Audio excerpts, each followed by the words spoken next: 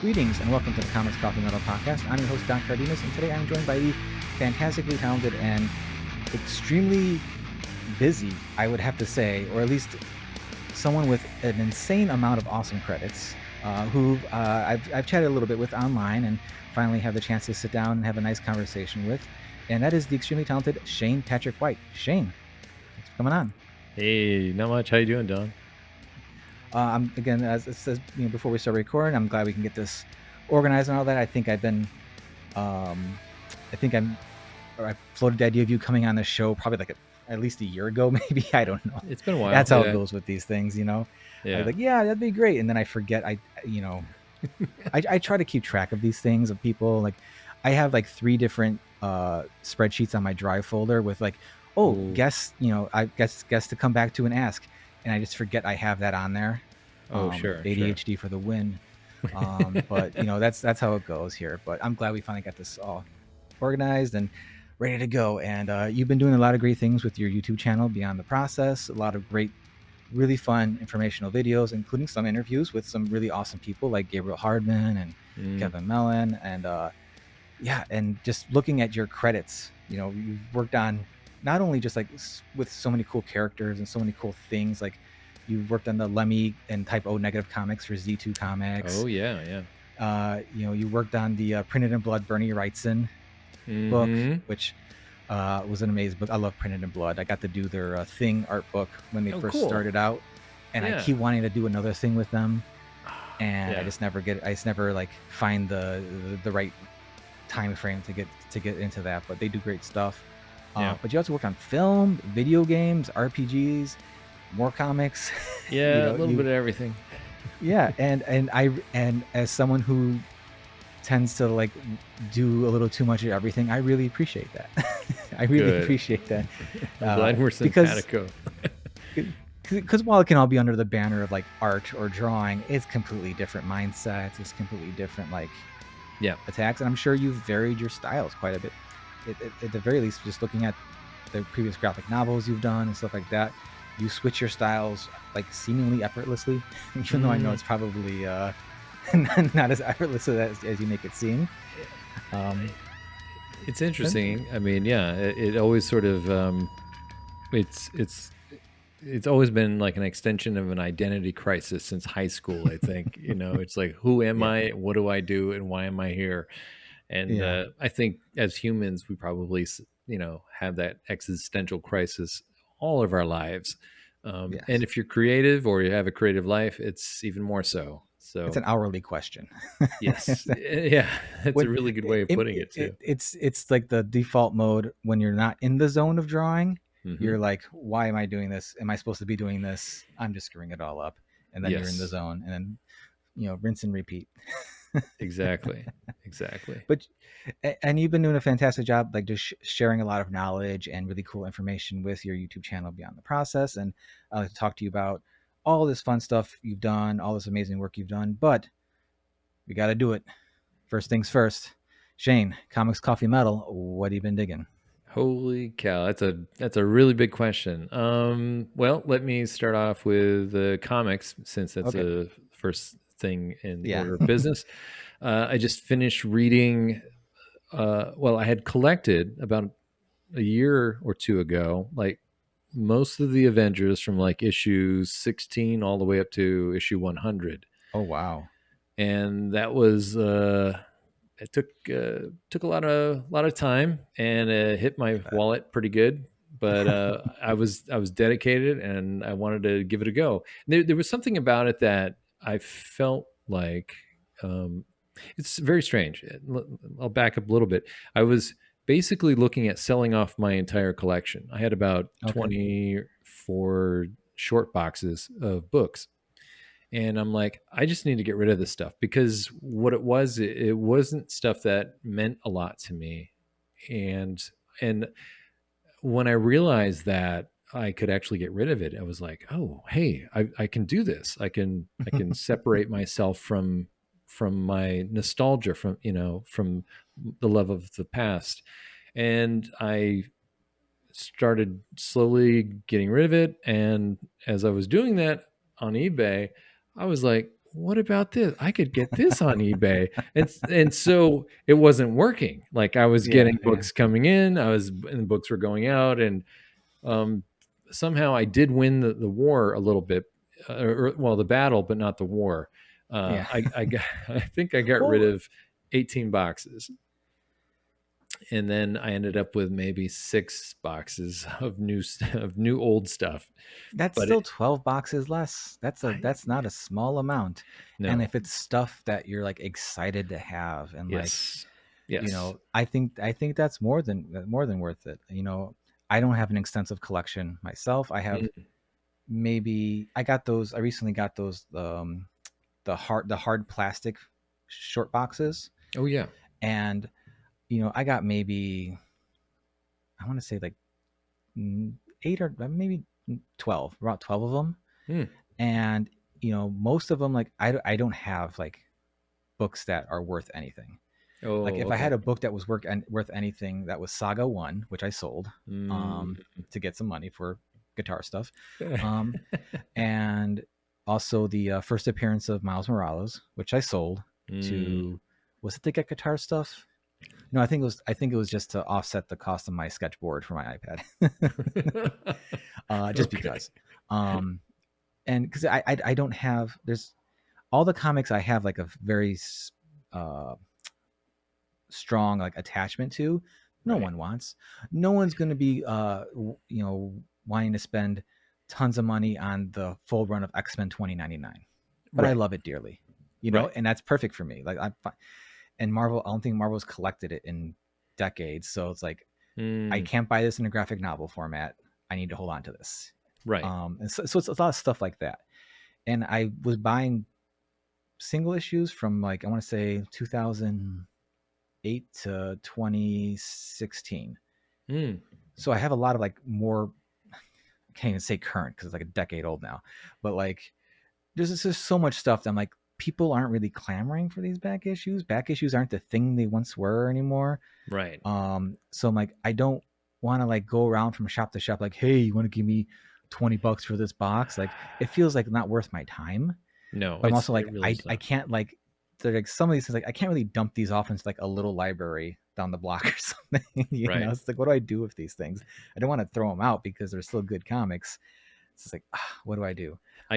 I gave a lot of mine to Goodwill, like in terms of like Mhm, the trade paperbacks and a mhm, lot of graphic novels and stuff like that. So yeah, that was a little bit easier, yeah, but living in Seattle, I don't know about you, but the comic shops are, I'm not saying they're all dying, but they're not as many as there was a decade ago.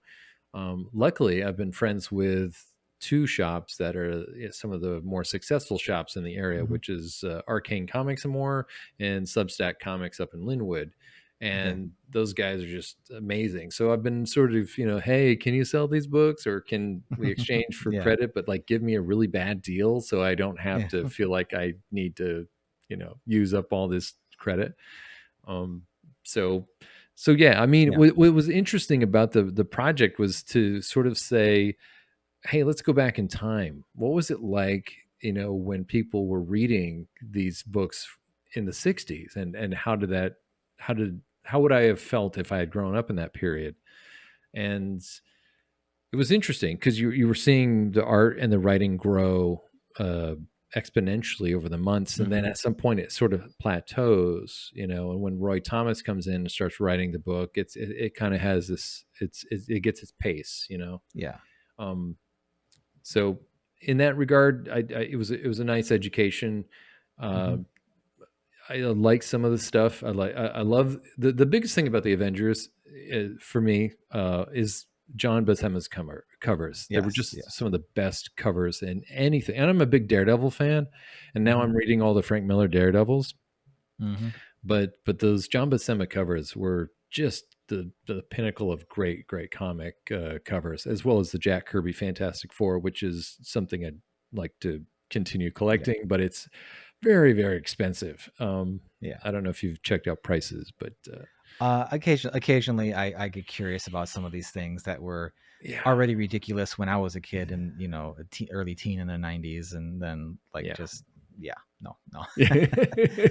I've um, I've been lucky to get some of the key issues, but now it's just kind of like I feel like I've been beat up pretty good, and I'm like I don't mhm. think my savings can afford this anymore, so I'm gonna chill out as long as I can. Um, Yeah, in but to go back to the other question, the we were talking about coffee a little bit. So, yeah, like I'm more of a decaf guy. I used to yeah. be a regular coffee guy, and I Hmm. would drink like a pot of coffee in the morning or whatever. And at some point, I became super sensitive to it. Like it was I would drink it, and like my clothes would feel too rough on my skin, and Okay. I was like, what the hell's going on? And then my Yeah. sleeping was just all over the board. And then I realized I had insomnia, and then I couldn't get rid of Mm. it. I'm like, okay, and I've tried different levels of caffeine. Like I could have a half a cup of coffee in the morning and it would still keep me up at, until Oh, 2 or 3 in the okay. morning.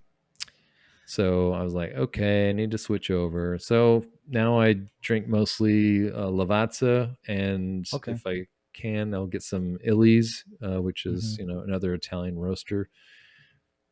Even living in Seattle, there's tons of coffee Yeah. everywhere, lots of roasters, but I uh, think and I think this like explosion of like smaller roasters, yeah. or it feels like an explosion of smaller roasters. I don't know if that's always been the case for a while Mm. or just the ease of online shopping, because it feels like I can't throw a rock without seeing some smaller roaster who's like, oh, that looks interesting. That looks good. Right.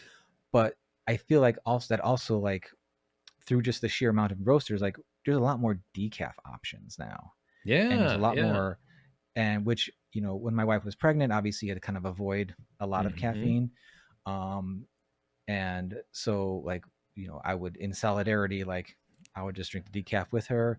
And then when, you know, Yeah. or at least for the morning cup that we would Right, have right, before, right. before work. And then, outside of that, I'm guzzling away the other stuff. But, What was your favorite roaster out of everything you um, tried?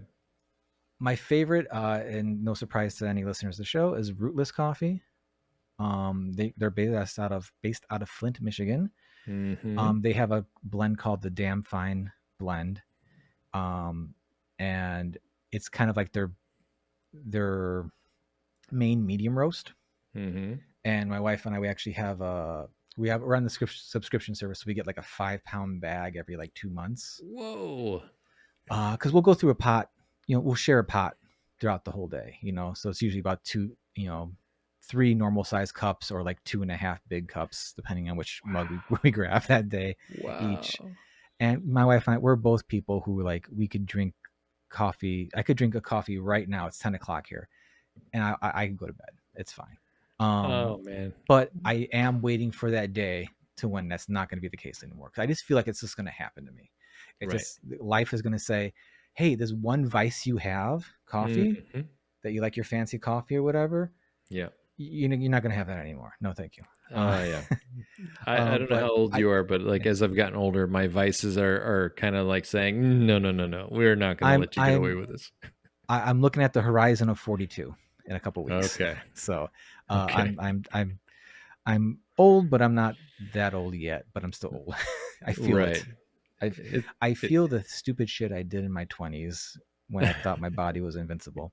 right. That's how old I am. And then I've, thanks to my dad, uh, who, along with, you know, ridiculously thick hair, I also inherited gout. So, Oh my. and that's been Okay. kicking my ass like the past, like, it started a couple years ago. And like, I don't know if anyone's ever had gout, but it is like, it sucks.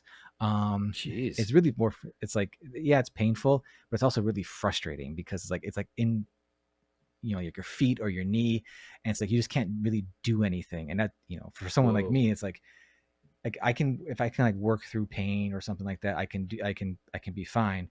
But Right. like, it just, my body won't let me do the thing. So it's like, Mm. ah. But that's besides the point. But yeah, so I'm feeling it. I'm feeling it. I know Yeah. something's coming. Something's It's coming. got to But do our best to take care of ourselves and enjoy yeah, things a little bit differently. yeah, But yeah. I yeah. yeah, I on the plus side, I've at least consistent, with exercise. I'm just now that my kids are back in school, starting to like redial in like proper nutrition, proper eating, That's fantastic. and all that. Because yeah, I'm not a drinker, I'm not a smoker, but I love my coffee and I love my uh, occasional really terrible food. But Mm. it's the problem is when it becomes more than an occasion, right? Right, Um, right. so, but I think Rulus has a decaf option. I've not tried it yet. I kind of Okay. feel like I want to try it just to have that option because um, I'm also like a big soda enjoyer. Oh, I do my best wow. to limit it, Okay. but I like caffeine free sodas. Okay. And so I'm like, it's not necessarily the caffeine for me. It's just whatever it is. Mm. Um, so I'm interested in trying that. But there's a lot of really great roasters out there. Um, I'm trying to think. What was it? One's closer to you, like um, Stumptown is really good. Oh yeah, I've enjoyed their Stumptown. stuff. They're Um, fantastic. yeah, and they're like like, and you can just get them from Target now, like which is Oh, nice. okay. Nice. At least around here, I can just go to Target and get it. And that's kind of nice thing is that some of these bigger, smaller roasters, Mm-hmm. like in the Chicago area, like Two Brothers is one in the area. I can get that from like any grocery store in the area here now, Oh, and they're that's really nice. good. I was a Um, big fan of a roaster called Batdorf and Bronson. okay, I don't know if you're familiar with them, but I have not heard them, but that's ooh, man, there's just something about I don't know what it was. I go up the road from us, and there's a nursery, a very expensive plant, hmm nursery, and they have a cafe in there, and that roast, there's just something about it. That I don't know if it was the way they made it, but every time I'd get it, it was always kind of like creamy without actually adding any mm, cream, and I'm like, what nice. is this? How do they do that? And That's you know, and that's a problem too. Like, I am not like again, I'm not a coffee snob, but I know right, what I like and I know what I don't like. Like if right. someone likes, you know, Folgers or Senka or whatever, whatever Hmm. someone might consider like the bargain basement coffee for brand for whatever. I don't care. That's up. That's it's your coffee. You enjoy it. Yeah. I'm not gonna. Uh, I kind of wish I had liked coffee like that. Could be a lot cheaper. A lot cheaper. Exactly. Yeah. But no, it's there's certain ones where it's like just finding the different, just getting it. I think for me the appeal is like you can do different. You can just like tweak things and make a kind of like a pretty big difference in how much it tastes. Right. Like we got a different kind of grinder a month or Oh, so ago because we used to have like the little hand blade grinder, right. and now we got like still cheap and probably not like considered like a good one, but a burr grinder, which is kind of like the gears and kind of like breaks it up Yeah. differently. Yeah. Less, according to the fancy coffee people I follow on YouTube, it's less violent and it doesn't heat up the beans as much when it's Okay. actually processing them. And there was a difference in like how it tasted. The Oh, same amount nice. of coffee, same amount of water, just the way they were ground drastically. Not but definitely a plus difference. Oh, that's So fantastic. I kind of like that aspect of it, or just like doing little things that you can do to change it. How do you like your coffee? Do you like just creamer, or you go straight black, or Um, well, because I've always had really bad luck with coffee makers, just the plastic and all that. I just go with a glass French press, and okay, and so it's a nice. real. I try to make it more of a treat because it's like Mm-hmm. I get these, and I might have coffee once a week with the French press, and I'll split it with the wife, and um, but uh, but I might put a little bit of milk in it, but sometimes I drink it black. Or if I go out to a coffee shop, then I'll put some creamer in there. But um, it just depends on the roast and the barista that working that day. I'm not like you. I'm not much of a snob about it, but I know what I Mm-hmm. like. I kind of like a little bit of a harsh, deep roast, with a bit Okay, of that burnt, a little bit burnt, but not okay. like the Starbucks, No, yeah, that's too much. Yeah. thing. It's just I want to, and it's weird. I don't know if it's an age thing too. It's like your palate is looking for like the flavors of like bacon or burnt Mhm. or chocolate or dark chocolate or something like that. Yeah, And yeah. if I can get that to sort of echo in my brain, then I'm like, oh, this is great. Yeah, I 100% am with you there. Like our main coffee is the rootless, like their medium roast. Mm. That's mainly because my wife doesn't like dark roasts, Mm. and I like dark roasts, but also I can't drink a dark roast all day. You Oh, know, sure. It's a bit. a It's really like good dark roast for me is like I have one cup and then I'm good. right. And it's just because it's just a much heavier flavor profile. That dark chocolate, like even like dark chocolate itself, I'm like getting more and more into as I get older. Yes. Probably because our taste buds are dying and they want something more intense. I don't know what it is. I don't know what the science behind that is, It might but be. Yeah. yeah. So, but yeah, it was also like, there's like the ritual of making the coffee, especially if you're Yes. doing it like once a week and it's a treat and all that. Like, and that's kind of like how why I like kind of like stop myself from like going too deep into like getting like the pour overs or whatever. Mm. I have a French press because Hmm. it's just nice to have. We have a little what do you have you tried cold brew coffee? Because I've heard some people who can't deal with the caffeine or the caffeine's like messes with them. Like the cold brew doesn't do that really to them. Interesting. My friend Katrina, she is a really excellent cook, and she sent me over her blog post on cold brew coffee. But and I have it in my phone, and every time I look at it, I'm like, I should try it, but I'm like, I don't want to waste it because I only do it once or twice a week, and I'm Yeah, like, yeah, but it's you like, don't would it? unsuccessful. Yeah, Yeah. because So, well, I wasn't a huge fan of cold coffees, mm, but I just we got this like I forgot it was really cheap too. Like a little, it's like a pitcher, but hmm like inside's like a little filter you screw to the cap, and you can fill it up with the grounds.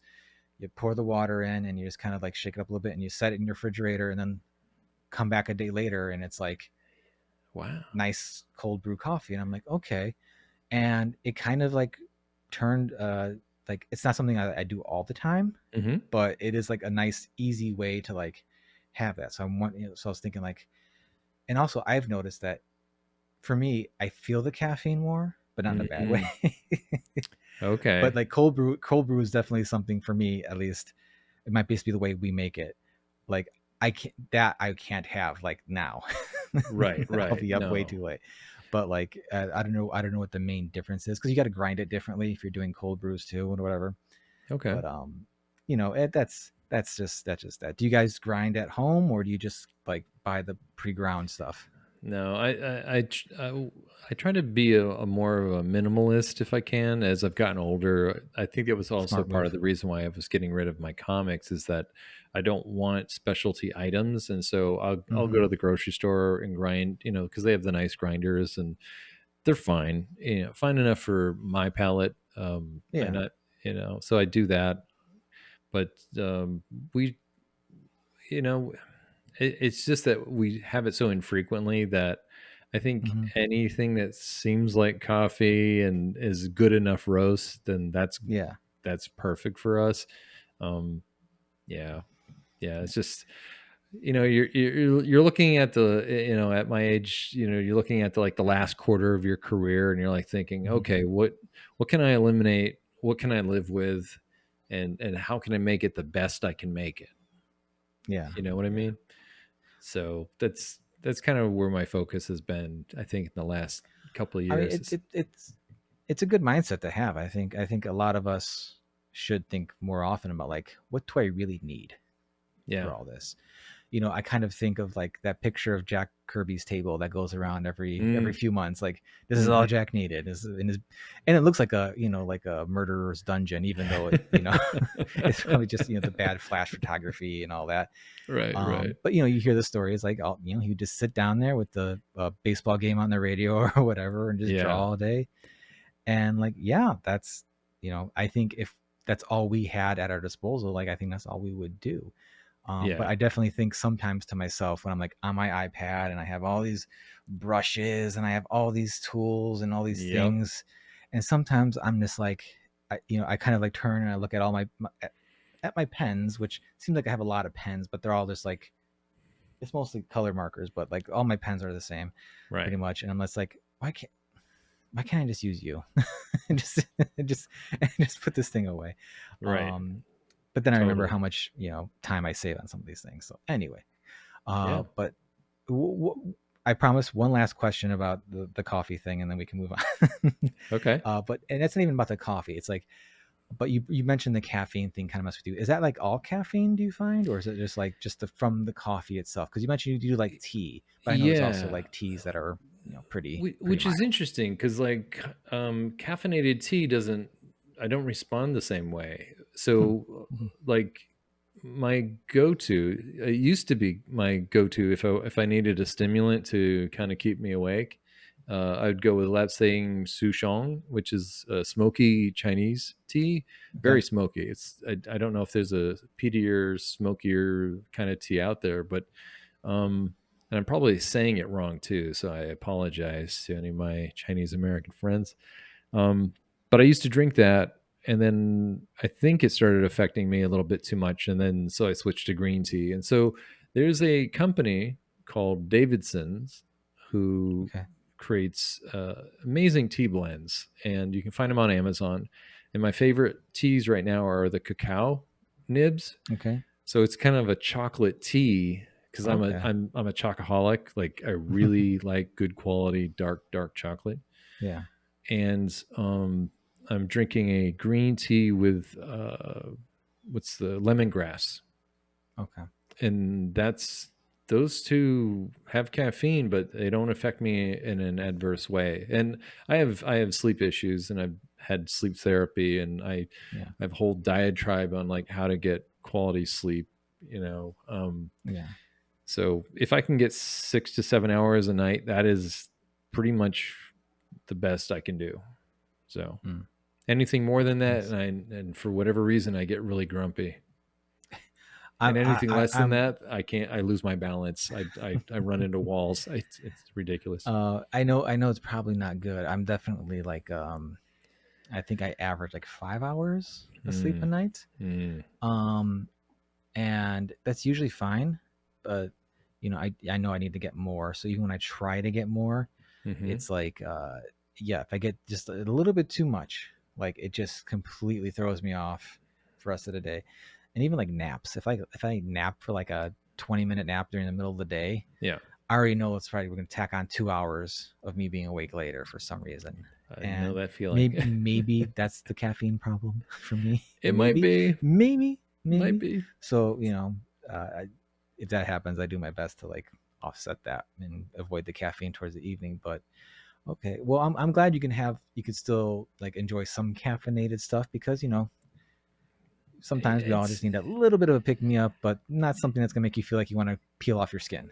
right. I mean, you know, it's odd because I don't even really feel. I don't feel like I feel the stimulant, but I think Okay. more so exercise is the thing that wakes me up, and so Hmm. I'm a big advocate of exercising and moving as much Yeah. as I can. So that's that I rely on more and can feel the effects of more when I do it. Yeah. So Yeah. um, Yeah. I agree with that definitely because for myself, like I get up around 4:30 or 5 yep, me to go too. to go to the gym just because that's the most convenient way for me to go get it done, come home, Yep, get the kids ready for school, yada yada yada. perfect. And it's like, you know, for me, like this past year, I've focused more like because I used to be a runner kind of guy. Like I did like Nice.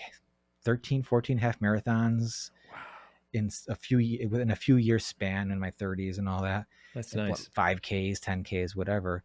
Yeah. I can get behind the psychology of all that, you know, being a bigger kid and always wanting to do the run thing because that was the way to make me smaller. Yeah, yeah. But then as I get older, I'm like, I can't be training that much for running, and kind That's of fair. just not being a skinny person and then leading Mm, into strength training and all that. But that let me be more consistent with it. But yeah, going there and it's like, within 5 minutes, you're like, I'm awake now. Like this is, and the days I don't go in the morning, yeah, I definitely like for some reason it does feel like you just can't. I just can't get going until like right, way too late in the day. right. Um, but again, I am approaching the age of old, so Mm-hmm. I can't go. I got to be cool. But Yeah. And speaking of Uh, cool, a cold shower protocol is also what I try to incorporate as much as I can. But for whatever reason, our house doesn't get cold enough in oh, terms of like the water. So it's like, yeah, it'll last for like maybe 30 seconds, and I'm like, mm, okay, whatever. But at least it's enough to yeah. sort of like make me feel good about tackling the day. So for I sure. haven't tried the cold shower thing. I hear it has some benefits or whatever, but I'm too much of a wuss about it. Yeah. Um, but you know, if I were to talk to my wife, she would consider my showers cold. So Ah, you know, right. Right. but like many ladies, my wife's preferred shower temp is lobster. You know, Right. she's cooking a lobster in there. What's Um, the boiling point for lobsters? That's my shower. yeah, yeah. I learned very quick that if I'm jumping in after her, make sure I turn that down. Oh don't yeah. don't don't just turn it on and jump in right after it. Dear God, Um, no. yeah. But no, that's good. Are do you have like a specific like exercise regime you like to follow? Are you a runner, or are you kind of like a? No, I had to stop running in 2008 because Mhm. my feet decided they didn't like that anymore, and I was like, okay. I'd been a biker, a Okay. cyclist for a long time, and specifically a mountain biker. I prefer the architecture of a mountain bike. I don't necessarily hit Hmm. the mountains and single track or anything like that. I do like to, but it's much further away than I can Yeah. get Yeah. to in a decent amount of time. So I do like a 10-mile hilly course around the neighborhood, and it Nice. takes me about an hour, and it's a great workout. And then I bought a Real Rider bike, which is one of the stationary bikes that sort of go, it moves from side to side, so Oh, it kind that's of cool. mimics a bike. Yeah. There was a bike studio that I used to go to that a friend of mine started up, and he just an amazing guy, and so I just really fell in love with those bikes. And it was weird. I went and tried a regular stationary bike, and I almost fell off it because I was hoping it was going to move with me. And I was like, God Yeah. Yeah. bless it. So I Yeah. got some Christmas money or birthday money and ended up Hmm. buying one of those bikes because it rains so much here Yeah. in the wintertime. I'm like, I don't want to lose my cardio in the winter, Yeah. and I Yeah. that's really all the cardio I can do is Hmm. that, or I can do hill runs. I can run Hmm. hills, which I love doing, but it's not so bad for my feet. Yeah. So Yeah. It's interesting, finding that, especially these days. Like I've come across so like there's so much information about like exercising or what's yes. good, what's bad, and I'm glad to see there's a lot of like push by actual learned sci- exercise scientists, doctors, whatever, Hmm. who are basically just saying like do what works for you, like Sure. because especially with like strength training and stuff, I watch some videos or some people I follow just like to stay on top of like proper information, whatever, and so many of them are like, this is how you normally do it, but Yep. if it feels more comfortable going like this or going like this or like Right. if that feels more comfortable for you, do it that way, Right. because you're not all bodies are the same. Exactly. And the biggest thing I come across also is like just find what you can be consistent with, Yeah. find something you enjoy, because yeah, running, if you're looking at like just if you're just trying to like drop, burn calories the most efficient way, Hmm. it's going to be running. But like not all of Absolutely. us like running, and if you're just going to be doing something that you feel miserable doing, you're not going to be consistent with it. But Right. you have something like biking, which I love biking too. I used to ride my bike everywhere when I was younger. I used to be in Chicago when I was living in Chicago proper, like just riding my bike everywhere. Not so much here now that I'm in the northern suburbs, but like I miss it. Like and like you, I like a mountain bike type thing. I don't like the speeder type things. Right. And I wish we had like hilly courses or something like that, because I would totally be into doing something like that. We have a nice bike path that I could ride because I'm about 14 miles from Wisconsin. Okay. So I Wow. can like just ride up to Wisconsin, turn around, and Oh come back home. yeah. I could do that, but like, and the bike path is mostly nice, but it's Well, also like that's just good. kind of goes through like these like just general residential areas, Oh, which sure. Sure. is just like okay, I guess this is fine. There's no like real like interest in it. Right. Um, but yeah. So, but I'm glad you have something that like you're excited to do, and it's fun because that's the most important part. Is what I'm trying to get across to anybody who's watching. Like, find something you like doing, you can be consistent with, because that's what's going to build up over time. That's what's going Right. to keep you honest and keep you doing things. Just being consistent, especially for artists who like, I especially now know. that both my kids are in school and they're both now in full-time school. Oh, So good. like, I'm still doing plenty of other things right now before I'm like fully like doing comics strictly throughout the day. Mm-hmm. Um, but even like the few days I've done that, I'm like, I have to get up and walk around or something because like I'm just sitting way too much, Yeah, yeah. and Definitely it have to take just those breaks. yeah, and it's just it's such a I'm trying to figure out like, okay, I need to figure out a way to get standing for a little bit or something, just because Mm-hmm. I'm used to my work time being very piecemeal, like 2 hours here, an hour here, or an hour and a half Right. here. And so, again, my plea to fellow artists and creators who are just sitting a lot, just get up and move a bit. Like, you don't have to run a marathon. You don't have to like be the fastest. You don't have to be the strongest or the most limber. You got to do something because Sure. your body needs it, Mm, and you'll be better. You'll be better off for it. I agree So, totally. I mean, I'd yeah. prefer to work out in the mornings, but Hmm. my wife works out as well, and her schedule's a little off and on. It changes all the time, but Yeah. she does parkour quite a bit, Oh, okay. and she got me into parkour when I turned 50. She was like, "We're gonna do parkour." I'm like, "Oh, great!" And when I was a kid, I was into gymnastics and that Yeah. sort of thing, and I wanted to be a stuntman.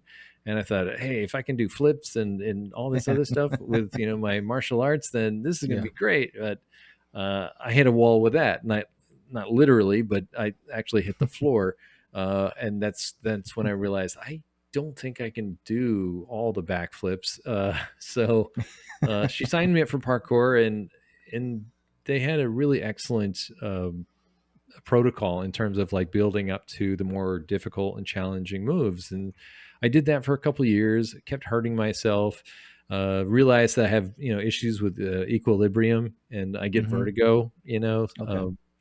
So it's like, okay, but it's usually nicer when we can go outside and work out together. And so we'll Yeah. work outside, whether I think the lowest temperature is like 43 degrees, 45 degrees. We'll go up to the school. There's a nearby Hmm. school that has like a play field, and we'll work out and do stuff like that. But yeah, you're right. I mean, as creatives, as she worked in tech for a number of years, it's like being able to move and to get from a seated position, or even with the standing desk. Yeah. I raise and lower it all the time, but it's just our health, is so important. It's like that's the best health insurance you can have, is to preemptively take care of yourself. Yeah. Exactly. Exactly. We have in our area, there's a lot of like ninja gyms Oh, for neat. like the Ninja Warrior stuff. Yes. Um, which looks really fun because they have like a lot of kids programs. So we're like, Yes. thinking during the winter we might sign up our kids for a couple of those just to get them moving. So Yeah. they can be dangerous and a safer environment as opposed to our backyard or a park. Um, and I looked at it once. I'm like, and I told my wife, like, I think maybe I should try one of these. She's like, how much is the class? I told her. She's like, and how much is our emergency room deductible? And I said, because you probably want to add that on top of that cost. I'm like, Okay. yeah, you're right. You're right. I'm not the most agile person in the world.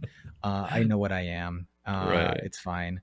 But it's definitely appealing. So like the parkour thing, all that. Yeah, I'm not built for that, but Right. it Right. does seem like a lot of fun, really appealing. I wrestled in high school, so like taking judo classes kind of seemed like Oh, something nice. I'd like to do or something. Yeah. But again, it's just for me, it's just the timing of something like that. Because a lot of those are like during the day or whatever, and I Right. can't. There's actually a place not too far from my house, and a guy who owns a judo MMA training thing. Oh, I nice. just randomly like met him at the park while our kids were playing together, and he's like, "Oh yeah, you should come down." Blah blah blah. And I'm like, "Oh, that sounds great." And I mentioned to my wife again. She's like, "And you wanted Yep. Fight people? I'm like, no, not It's MMA, not but like, about doing fighting. rolling It's around and stuff and all that. And she's like, and she knows I have like a bad back. My knee isn't the oh best. And she's Jesus, like, you no, wanna do this? And I'm like, maybe not. I want to. I didn't say I was going to, but You know, the reality hits. But then it's just finding that thing that keeps you excited about right? moving your body. If it's, Yeah. again, riding your bike, just taking a walk, if you have a partner, spouse, whatever that also Mm-hmm. like does stuff, that's really fun to do. My wife and I would go to the gym all the time together before kids and all that. Mm-hmm. We'd be able to do that. So like just having that kind of thing is super important. Um, I think so that's yeah, the important part about spouses is just that they almost act as a subconscious, that outward subconscious that sort of reminds you that, hey, stupid, don't yeah, don't forget these things that were important to you, or because you hmm feel that this sounds good, or you have a gut reaction. hmm They may think a little bit longer about it from an objective point of view, and it's like, you're yeah, right, thank you, I yeah, needed that.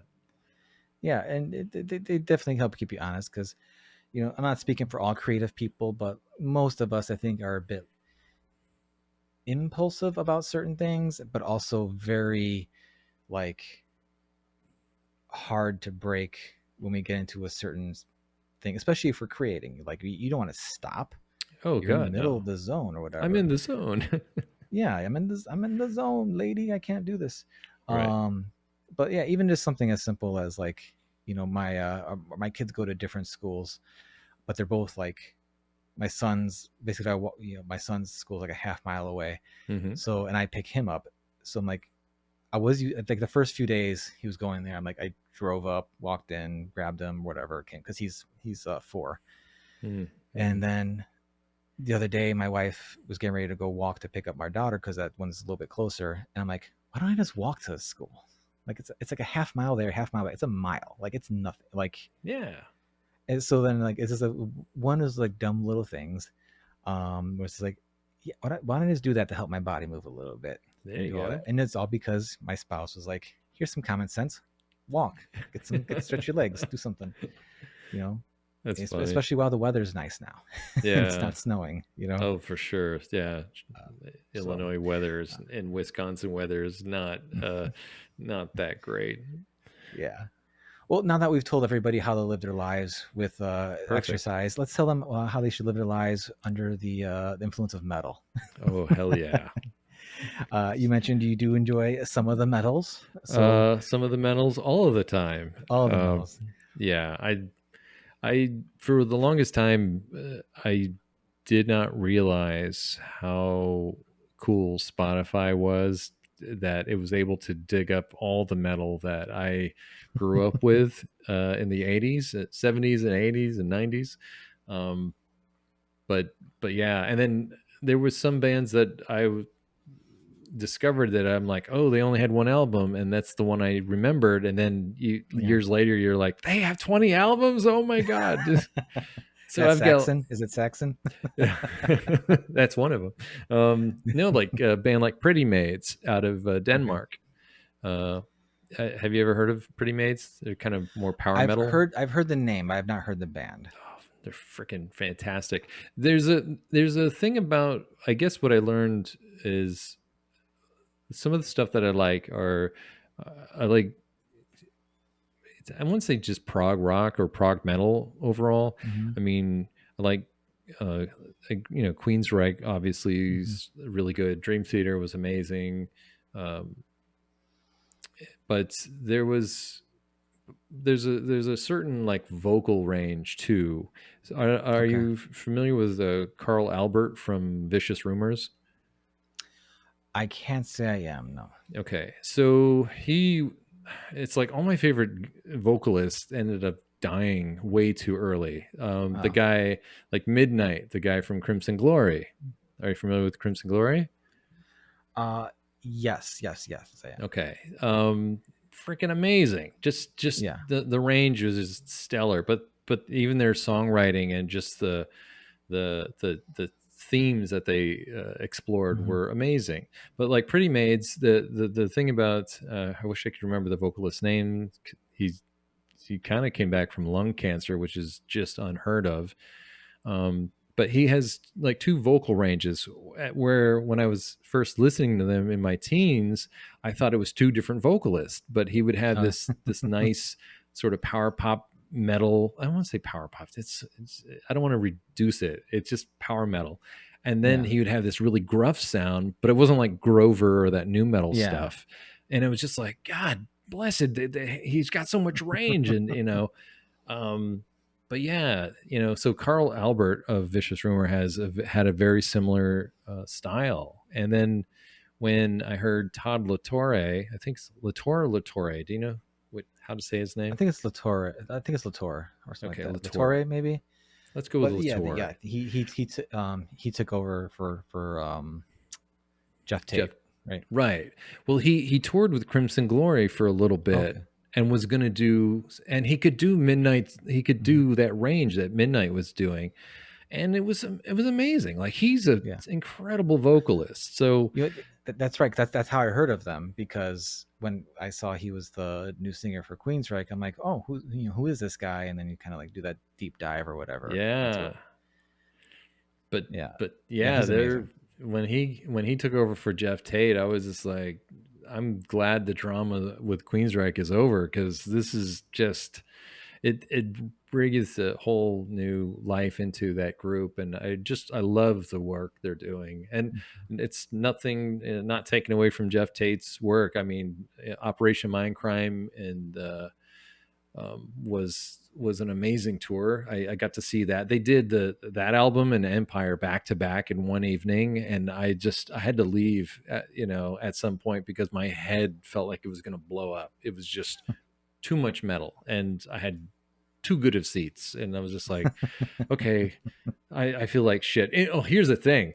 I had never seen or really listened to Suicidal Tendencies, and Oh, they okay. opened up for them, Oh, okay. and I was afraid for Queensryche. I was like, holy shit. Like these guys just put on a show. And The sheer energy like these yeah. guys put forth in these things. Yes. Like I have not seen them live, but I've seen plenty of their live videos and stuff, and it's like it's kind of amazing that so many of these old, now considered older bands, these guys Right.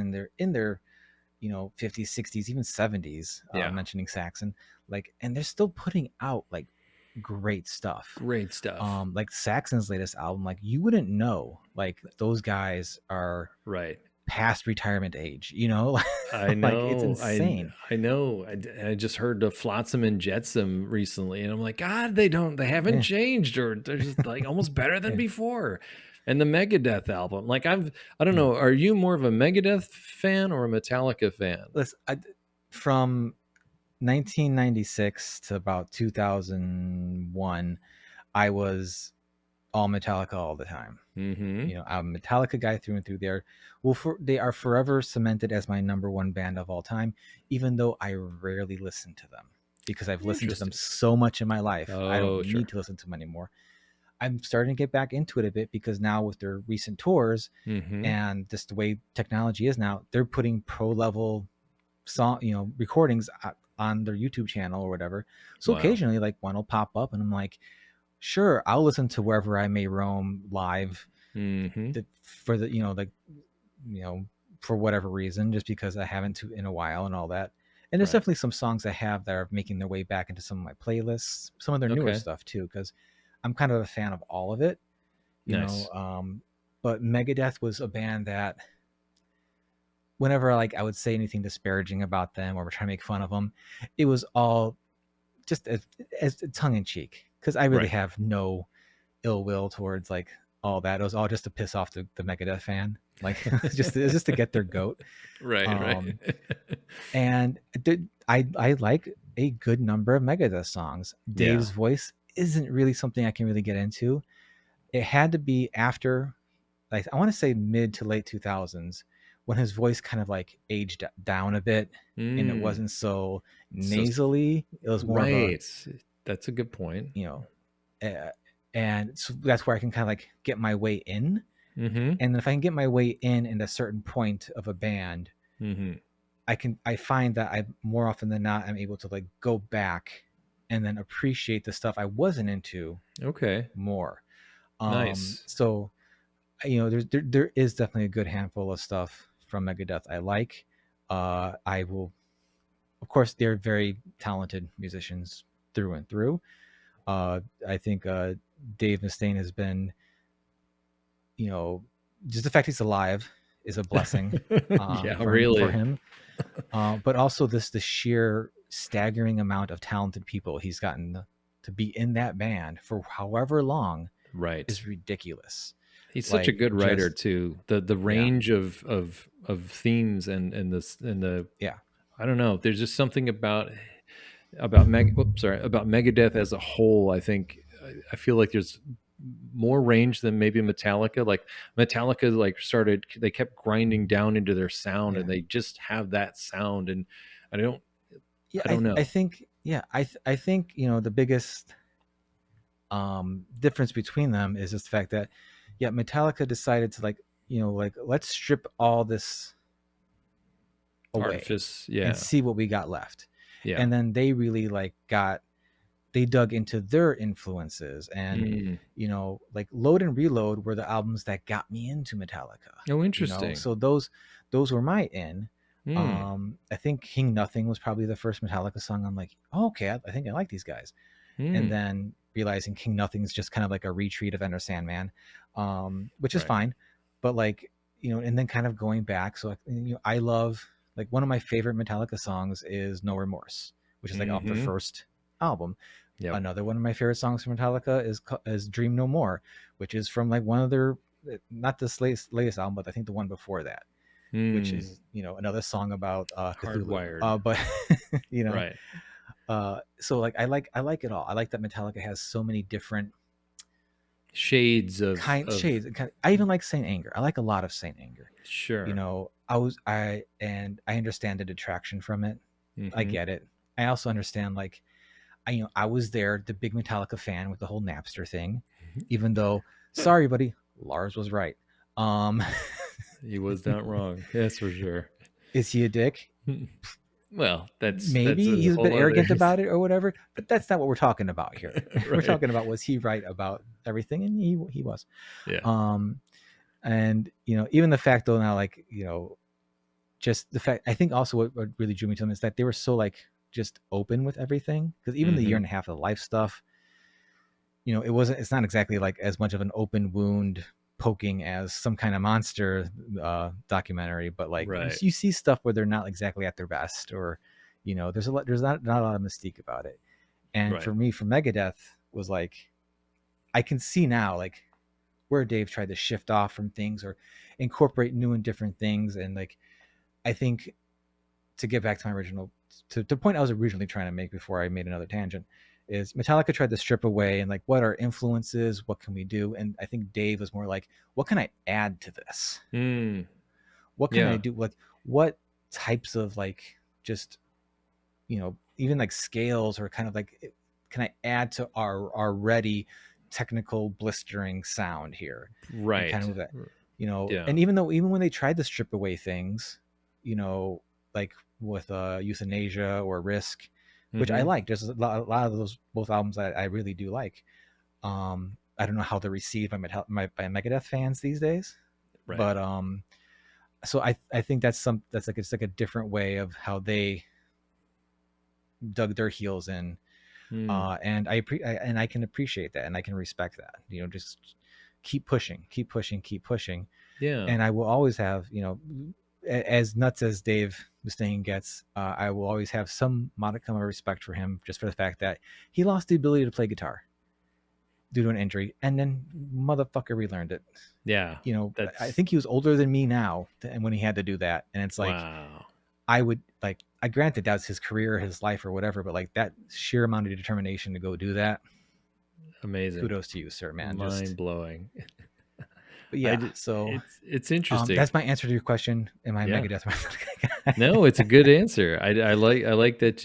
It's interesting how you came Mm, into Metallica because I'm like, I accidentally where I grew up in northern New York, there used to be a station in Ontario, Canada, that used Okay. to play metal for 3 hours on Friday nights. It was Shea Mhm. 106, and they did a 3 hour show called Power Chords, and I absolutely loved it. So I'd sit there with my tape recorder, and I'd just like wait and hit the record button, and I'd hear bands like Loudness and Gravedigger and Manowar, and I would just you know go nuts like, what is this? It was Yeah. just so crazy.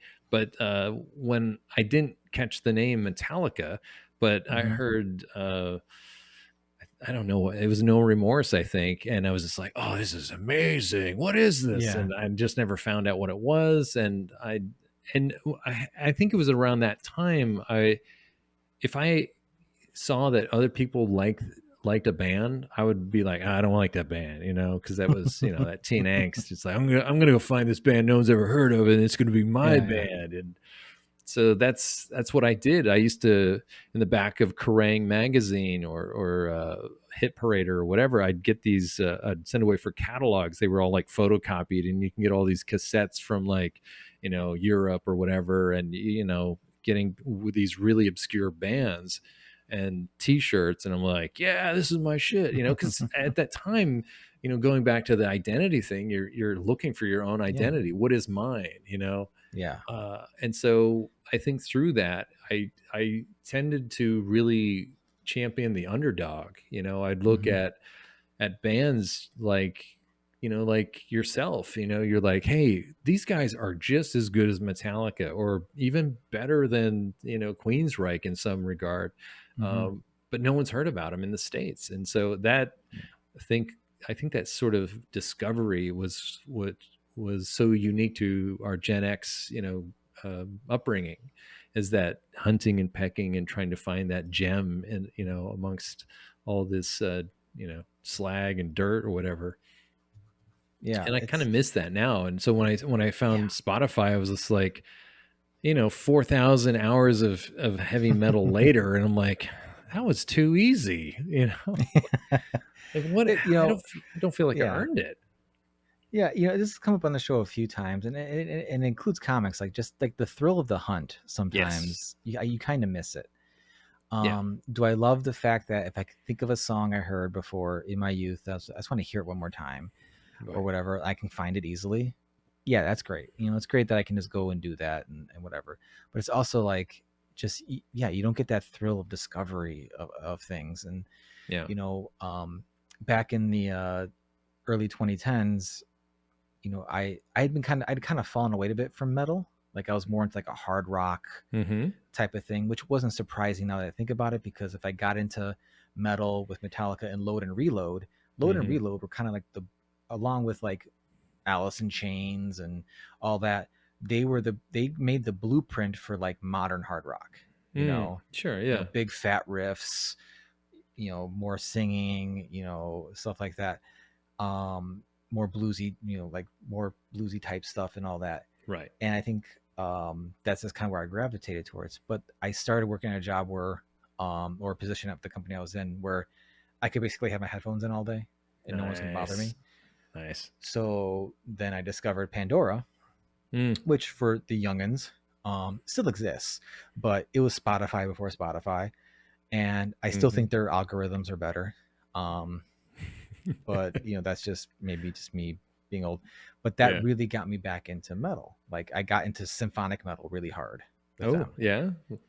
And then from symphonic metal I started like actually getting more into like, because some of the symphonic metal stuff, they would have like two vocalists. They had like a female clean vocalist, and they Mm. have the guy come in with the gruff.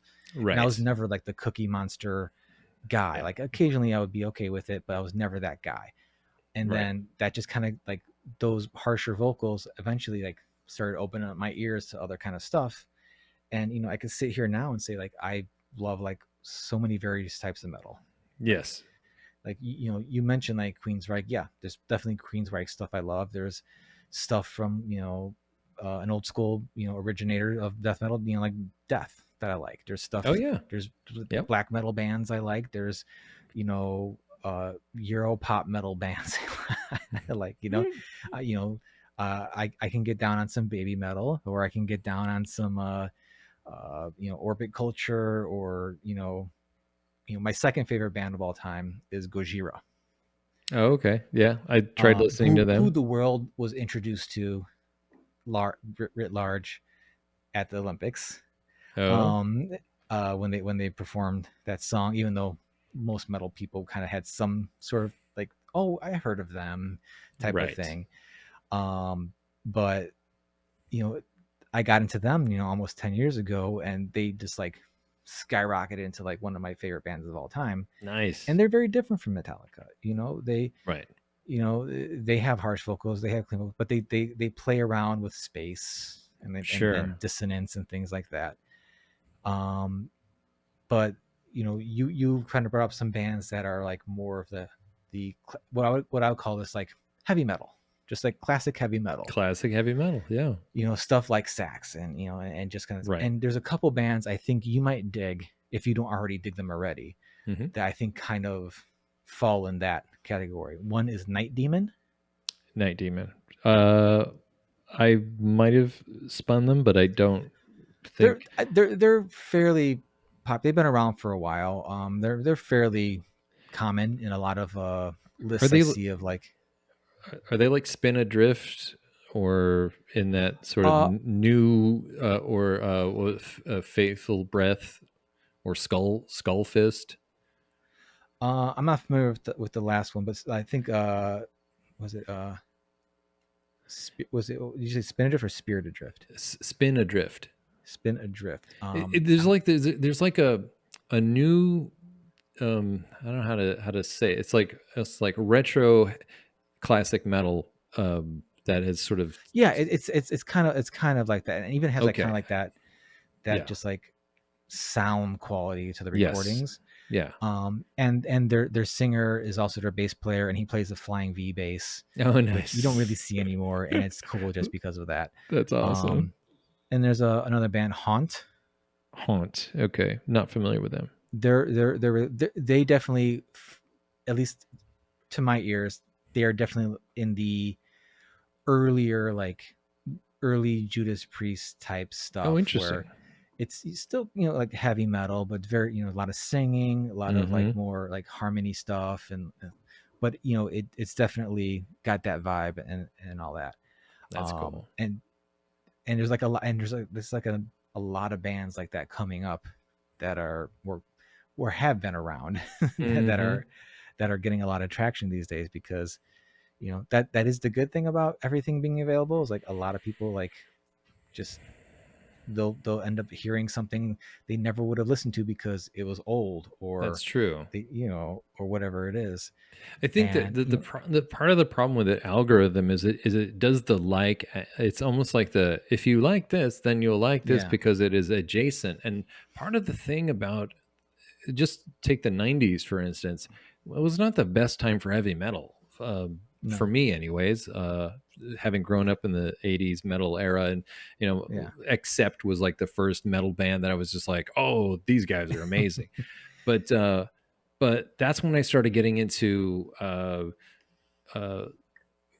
going back to my childhood roots of electronic music and listening hmm, to Tangerine Dream and Gary Newman, and so I started getting it more into EDM or just more like Outecker and Aphex Twin and things like that, and then sort of growing into like Miles Davis and blues, and so I would not have done that if I was just into heavy metal, yeah, and so my whole palette just opened up. So by the time I got to the aughts, I was just like, I had forgotten about metal and I had no access to it because I was into techno and ambient and that sort of thing. And then at some point, I'm like, hey, I haven't listened to this band in a while. I wonder if they have any more albums. And that's when I looked up Pretty Maids. I'm like, holy shit! And um, but then there was I knew I didn't like new metal and that hmm, whole gruff voice stuff. yeah, And but then I found bands that were newer that I was hmm, like, oh, I can get into it. Like I don't know if you're familiar with Catatonia yeah, or yeah. They're great. Yeah, like that's a new thing for me, and I'm just like I like this because it yeah. blends like these other things that I like that are outside of metal. Treyarch, have you heard of them? Oh, what was the name again? Treyarch. They seem like a Treyarch? younger band. It's like Treyarch. I know I've seen the name. I don't think I've They're heard just anything really, that I can they're think of. really tight, really good. Another band, Resit, is fantastic. Okay. It's just these bands, like, I just, how did they pass me by, or how did I miss them? Or how do Mhm. you, it's like going to a magazine store or a comic shop. That's kind of how you see these things. And that's Yeah. why marketing is so, important, unfortunately, and has become this 900-pound gorilla or whatever, 800-pound gorilla. Um, Mhm. that's why you don't hear about most things that are really Yeah. good. Um, Yeah. so how do you It's discover music outside of Spotify well, or Pandora? like I don't subscribe to Spotify really. Okay. We do Apple Music, which it has its things, but I don't really do like the playlists or the radio thing. Mm, For a long time with this show, uh, before the interview, I would actually try to find an album to mm, recommend to people that was newer or something that maybe was older, but I just found it or whatever. And a lot of the times, like every Friday, I'll go to the new releases on Apple, and hmm. I will do what you would do in a record store. What album cover looks cool? What's this? Let me see what Right. this is. And sometimes you find like, you know, you realize, oh, I like this band. They have a new thing. And Right. then, I subscribe to a few like metal stuff on few metal labels on YouTube. Hmm. So they'll have new stuff that comes out here or there. And just kind of keeping my ears open for stuff. Like you Right. mentioned several bands where I'm like, okay, I'm gonna make sure I go check these out. So, I'm that all that kind of like different ways of finding it is what really kind of opened me up a lot more to a lot of this stuff, Oh, good. because I normally wouldn't be listening to something like, you know, a more traditional type heavy metal band. Not that I would think it was bad, just never really was my thing. But like discovering other bands, like, oh, I can enjoy this now. Like, because I've heard Saxon plenty of times because they're one of the bigger ones. But it wasn't until recent years where I'm like, oh no, I actually like a lot of their stuff now, Yeah. and things like that. Um, I agree with you. The '90s weren't great for metal. Um, but you kind of mentioned you getting into electronic or digging more into that, and I feel like that a lot of that kind of took the place of like what heavy metal was. Like it In the wasn't grunge that 90s took or. that replaced metal. It was more like the underground electronic stuff, because Mm, people started taking metal and blending it with that stuff, right. and that's a lot of stuff. Like that's where you get a lot of these, like Rammstein and Oomph. yeah, not even Nine Inch Nails. Like, Yeah. Yeah. you can't tell me, Head Like a Hole's not a metal song. You can't, Absolutely. you Yeah. know. And then like one of the first, uh, so in a previous episode, like I kind of like came to the realization that like, the first riff I've ever heard that's made me feel like, oh wait, do I like metal? Was the riff to Juke Joint Jezebel from KMFMDM Oh my. from the Mortal Kombat soundtrack. Oh, okay.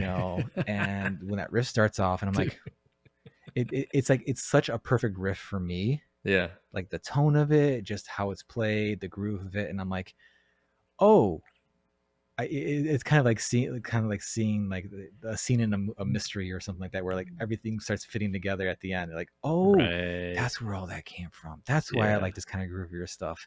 That's why, and just tossing a little bit of electronic stuff there in there too, because there's lots of metal bands now that I like that have those elements. Right. Something like Amaranth, or Mm. even one of my other newer favorite bands, Orbit Culture. They have electronic elements and stuff. Oh, There's interesting. this there's a song called Slaves to the Desert that was on, I want to say, a Nuclear Blast Hmm. Records compilation, because I think they had like an anniversary, so they had like a lot of their bands on their label like collaborate on songs. Right. And I know another band did the song originally, but for whatever, this version is on this compilation. um it just like it like ticks all the boxes for me of like what I love in a metal song. It has a Nice. really cool intro that includes some electronic elements, killer riff, Mm. just great vocals that are, you know, kind of gruff, but really just more melodic and singy, Right. and big chorus, Right. lots of, killer solos and stuff.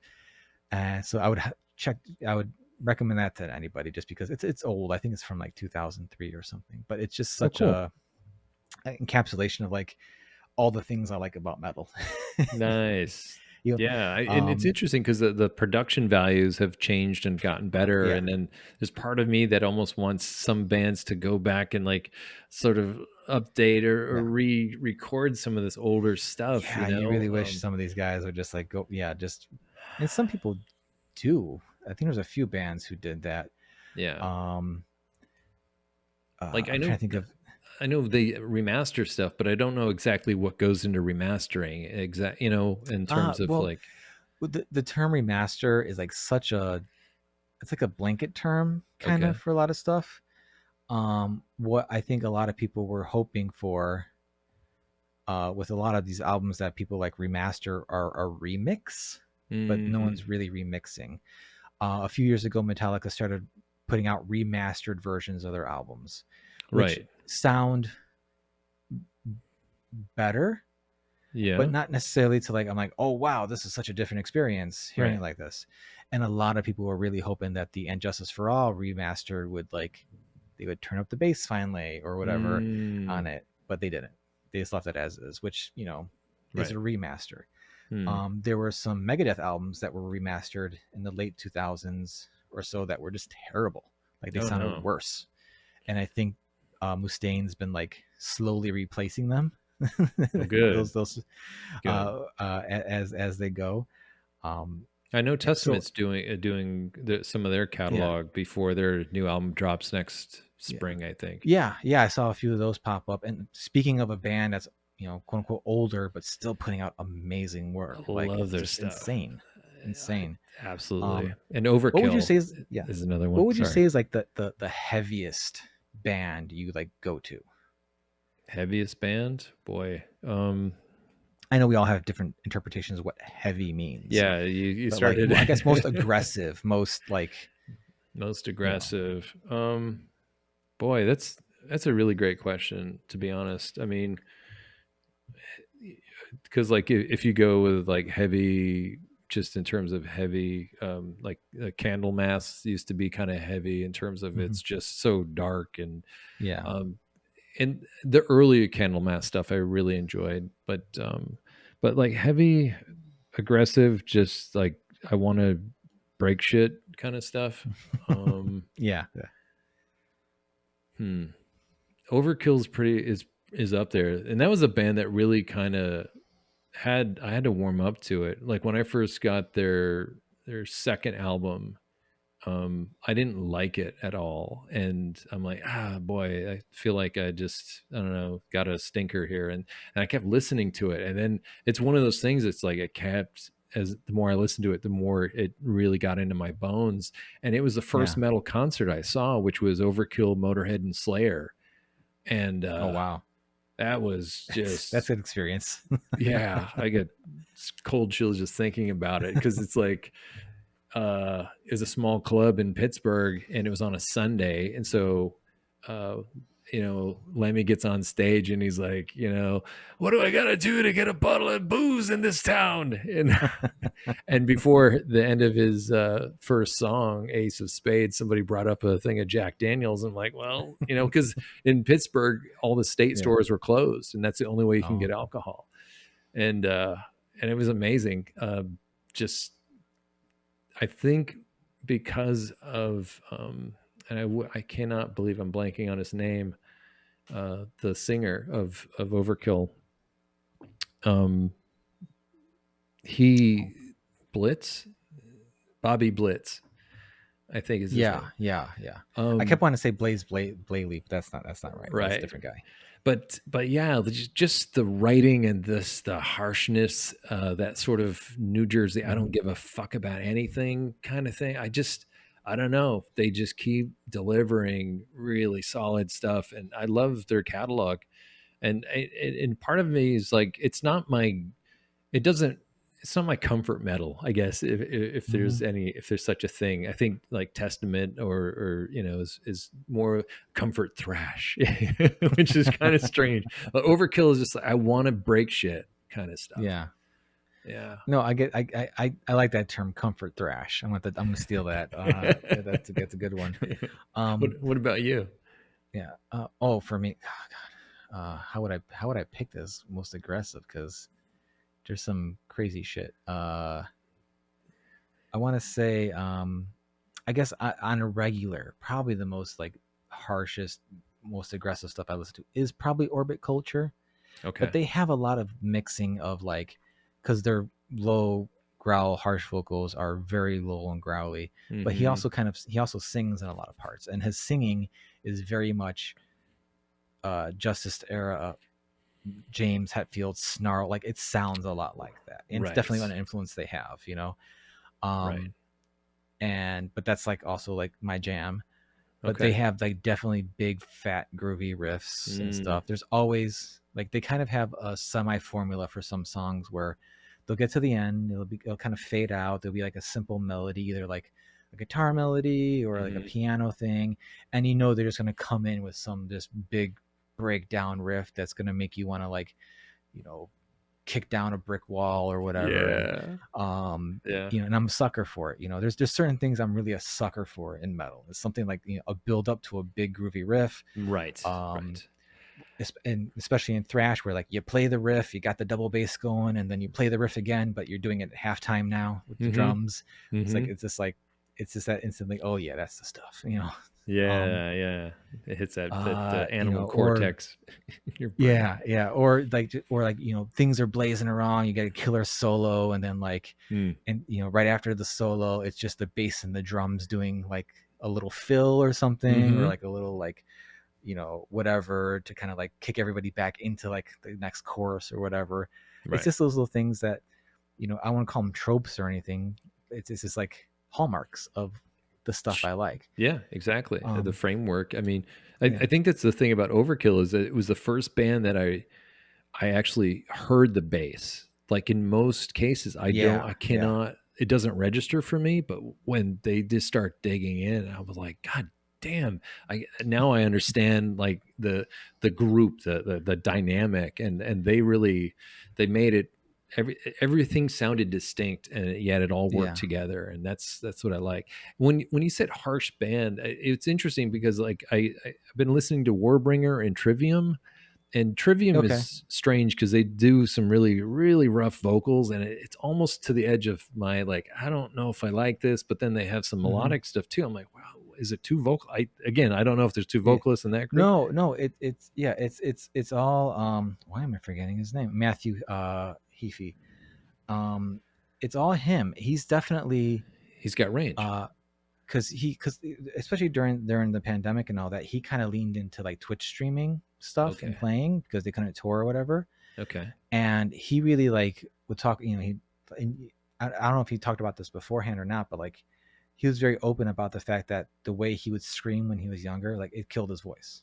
Ah, And I think he had surgery too, so he had to kind of like relearn how to use it, and a wow. lot more singing came of that, and he was really working on that a lot. So now a lot of their stuff Interesting. has a good mix of everything, which is Okay. great because I think Trivium's a great band that definitely is very popular, definitely is very successful. Mm. um but also like they're not content with just doing the same thing over and over and over again. Yeah, I noticed that.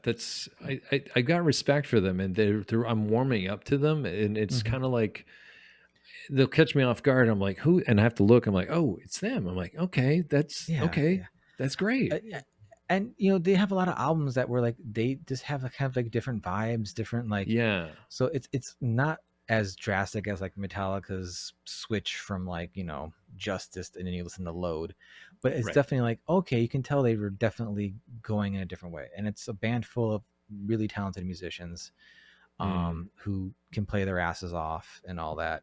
yeah, I think I think it's them that they're like basically like the bass player is the most talented musician in the band, but he and he definitely does some crazy shit on bass, but it's like yeah. he can outplay them all on guitar or whatever. So Amazing. but it's cool to have like a band like that. There's a band, unfortunately, their singer passed away, Riley Gale, but Power Trip. Have you heard of that? Have you listened to them at No, all? no, have They're not. definitely one of the newer school thrash metal bands. Okay. They had 3 albums out, and they were all great. Riley's vocals were definitely more harsh, but they weren't like the guttural Right. things. They're more like the, you know, just harsh screaming kind of stuff. But it worked really well. It was, there's definitely like it wasn't just atonal screaming. It was definitely Mm, like nice. working in a melody, and like just the sound of their overall sound. It feels like that good old school thrash kind of Oh, that's stuff. cool. Yeah. I would definitely recommend it. I'm trying to look at my phone because there's one band. I'm like, what? I'm still trying to stuck on like what's the heaviest band? And there's one band Hmm. that I got really into for a while, and like their albums were like, if you listen to the whole album, it's like I need to take a break. Like this was Yes. just too much. Yes. And I'm trying. My There was one name is called blanking so Dormu. hard on them. Like it was almost like a Jack Kirby monster name. Is it Dormu, or Dormer, Gorgon, or something? I don't know. But Uh, there's, yeah, there are I have limits. Like even like Warbringer, there's just something about the vocals are just a little too harsh for me to just enjoy it. But it's like it's in the yeah. mix because I really like the musicianship and the writing is good. Um, but yeah, I've heard a few bands that kind of like just go a bit dark and just like you're saying, it's almost like I guess I liken it to like a very peaty scotch, like Lafroig or something. And it's like I'm Yeah. not going to drink this all night, but I'll have this on with one rock and I'm good. Oh yeah, for sure, for sure. Um, I was gonna say I'm just stuck on trying to find this band here, but and I'm looking through, and I'm also coming across a bunch of other great bands. I'm like, oh yeah, they're great, they're great, they're great. That I think you would probably dig. Um, Have you well, we were kind of talking earlier about like comic artists being musicians and stuff before we started recording all that. mm-hmm. If you're familiar with the artist Chuck Beebe, Yeah, Chuck. Yeah, I know Chuck. he's got a death black metal project called Ajor. Oh He yeah, also had yeah. one a couple years ago Hey, called Nosk of the Void, yeah, I just heard which his stuff. and it's like, if that's not your type of music, what, fine, but you know obviously it's not for everyone, but it's done really well. And it's just like, Yeah, it's like one of those things where it's like Blake this. Nelson too. His Yeah, Locked in a Vacancy. Yeah, yeah, it's fantastic. I yeah. was their latest release. I because I think I'd heard something earlier, and he sent me over the thing, and I'm like, damn, they're really good. I'm like, I don't know. It's one of those things like, are they going to make it big? Is he going to quit comics? Like, I almost don't Yeah, want him I to. mean, they have all the tools there, and I've been, fortunate enough to have Nelson on the show a couple of times Yeah, and talking about everything. And like, he's a extremely talented guitar player on top of being an extremely talented artist. yeah. Um, and yeah, they're really good. They're definitely in that more like kind of hardcore-ish Mm, sound, but mm-hmm. it's also very accessible. It's very like it's not Exactly. something that's going to put someone off who's not into that type of music, I Yeah. think. Um, and I found the band. It's called Distant. They're called Oh, Distant. okay. If the name of this album doesn't tell you, like, it's an experience. It's called Aeons of Oblivion, and Okay. it is just like if you don't like guttural vocals, this is not for you. But it is I will such try just it. like it's, and this is not a knock to them in the slightest because I think they're great, but it's less like listening to music and more like experiencing the apocalypse. Okay. Okay. Just shit is happening.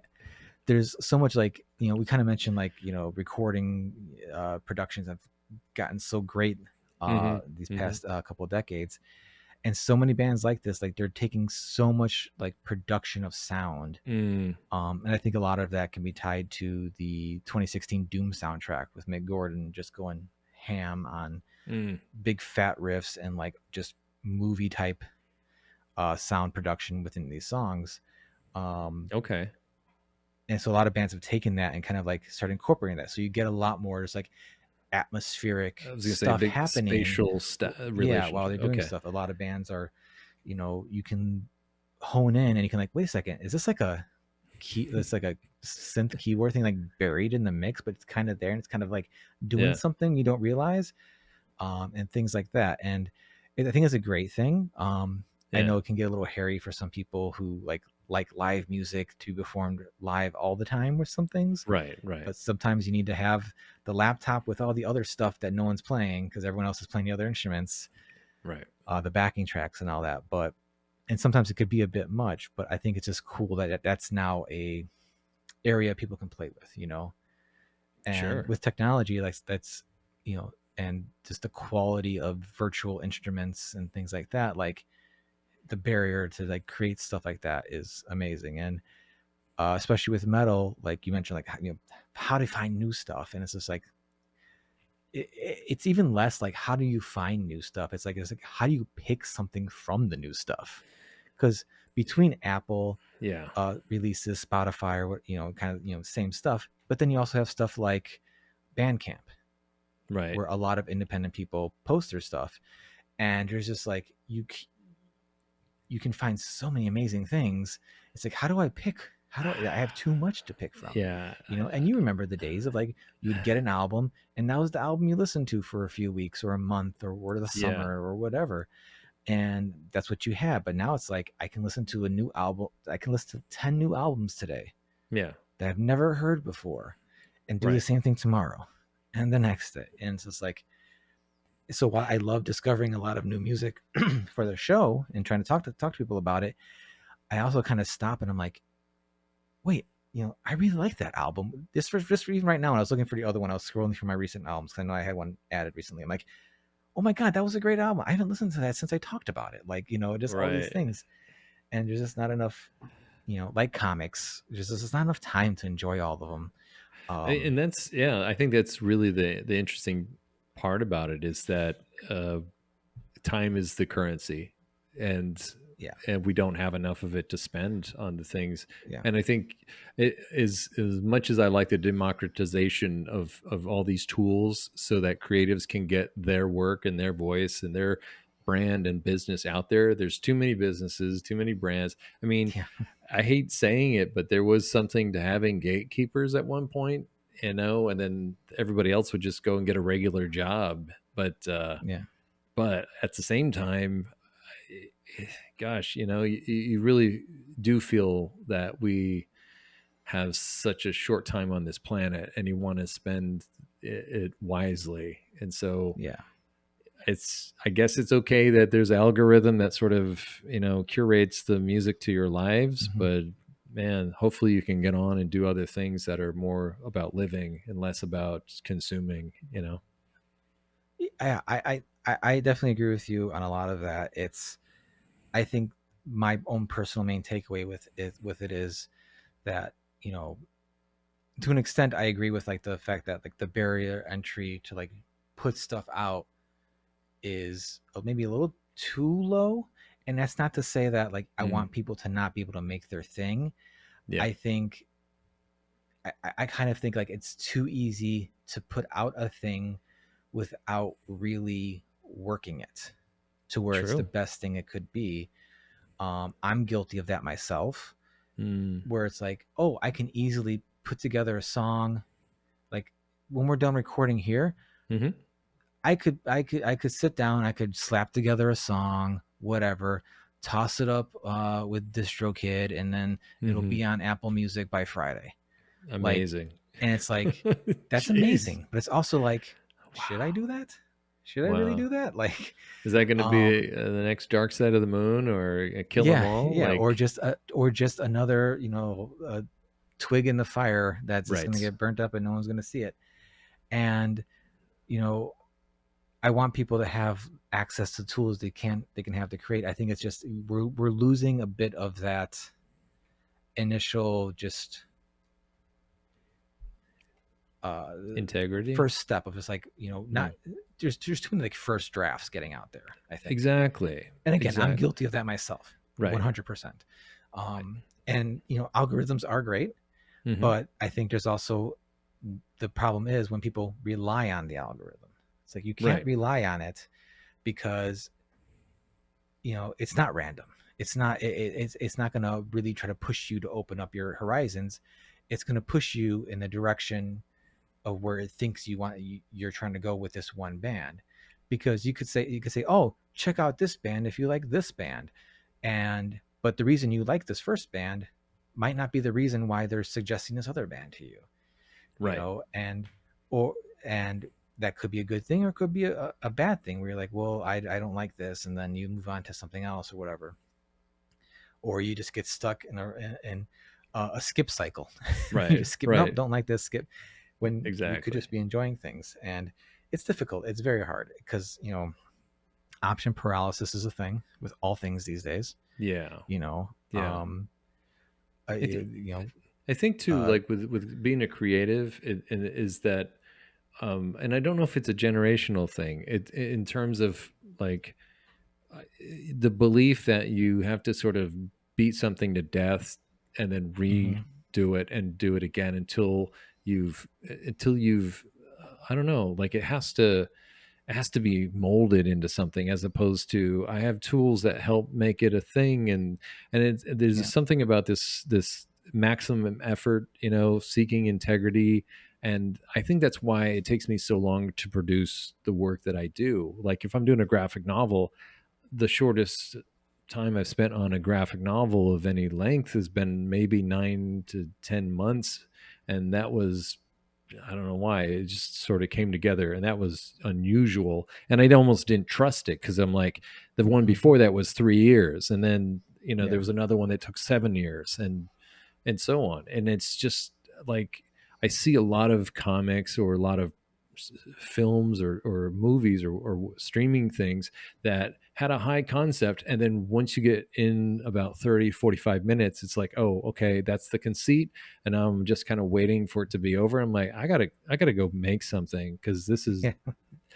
And I don't Yeah. know. I don't know if it's just this sort of acceptance of mediocrity, Right. because we have to make sure the executives are taken care of, upstairs. Hmm. And so I guess I have a bit of a, I'm not say chip on my shoulder about it, but I think it's something like I'm very picky about how I spend my time consuming stuff, and if it's going to nourish me or it's going to be an experience that I get to share with other people, that seems more important, to me, than just sort of like I need to have something in my ear or in my eyes. Hmm. Well, Do you you? definitely have a very a much more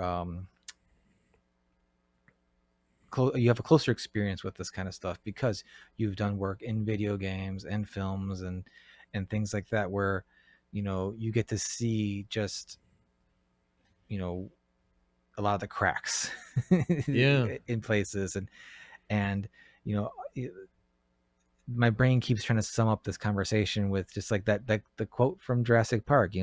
Just you're so concerned with it. Could you do this? Can we do this? You don't stop to think, should you? Like, Right. obviously I'm paraphrasing, but it's like, yeah, just because you can, Doesn't because mean you should. executives or whatever can make this thing into a 8-part, you know, show.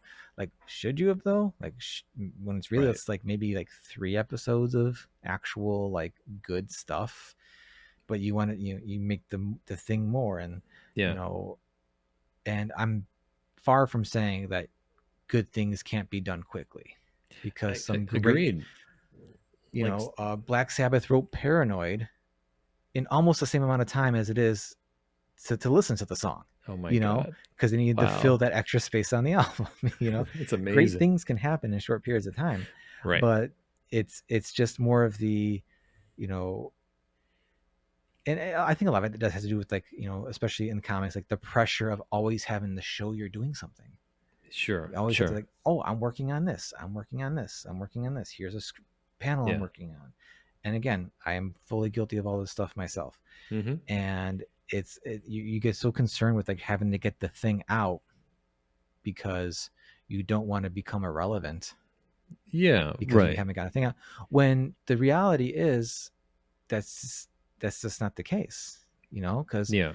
I don't view creators that way. But so why am I assuming everyone else is? I You don't know, and understand that. Yeah, why people got into that thing, and it might have been a social media thing where they were looking at their neighbor and saying, "Oh, I should feel like I'm busy and important and yeah. getting stuff out." And I stopped subscribing to that a while ago, but it's also to say that I don't think most of my stuff is any good. I mean, I I may beat the shit out of it and try to work it and rework it and rewrite it, and it's that effort of like saying my talent is limited, and I'm trying my best, and if I have the wherewithal to take the time to do that, I'm hoping that I can create something that I'm not embarrassed by Hmm. more than saying this is great or this is good. I hope it's good enough that I'm not wasting people's time. And that is Well, what's most important. as a enjoyer of comic and a person with eyes, you know, the idea of like you considering your work not being very good, it's like no, okay. There are I get the point of the aspects, but artist, but I'm like, no, sir, it's good. it's no, it's it's it's it's great. I appreciate that. But I mean, You, I'm yeah. not like that. Oh, boo, like I'm going to No, no, I be. know, and that's not how you're coming across at all. I understand where you're coming from. You're like, because we're always going to see the flaws in our own work because Absolutely. we Yeah. we have the idea of what it looks like in our head, and Yeah. then that's never what's on the paper. No. You can get close to it or different, but and still good, but like not exactly. So there's always going to be that hurdle we have to jump over. Yeah. And I really love your style. I think you're in that the mode or the style that I think is something that's I think really missing a lot from a lot of stuff, and that is you have the like the 1 foot in like the classic, like the John Buscema, that kind of like Hmm.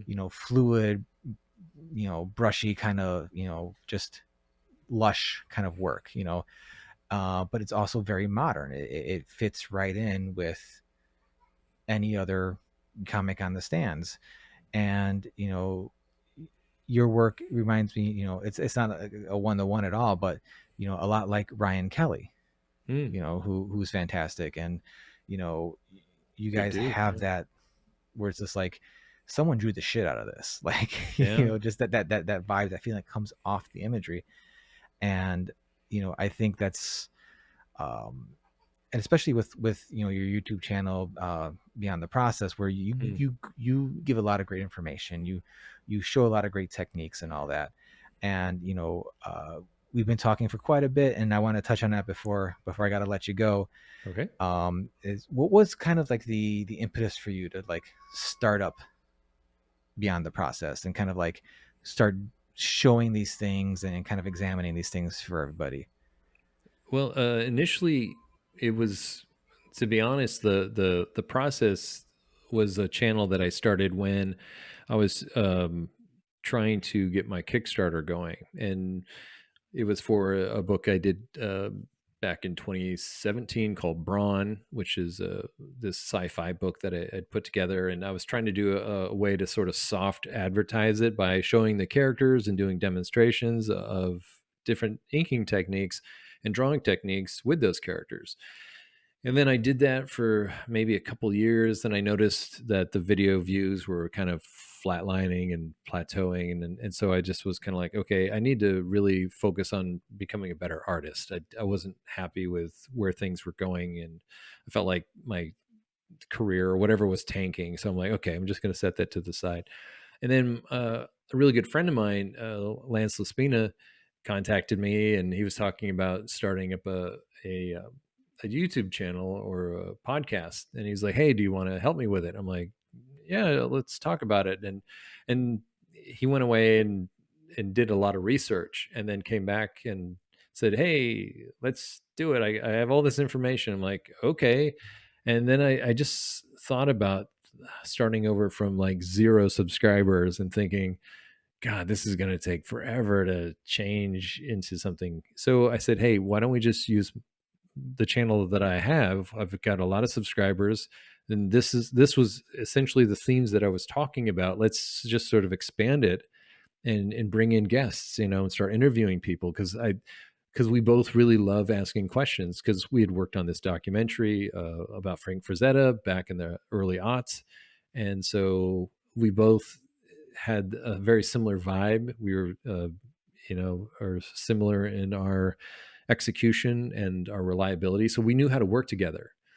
And so now it's kind of like this thing where we're trying to learn how YouTube's algorithm works, and it's a really strange and amorphous animal.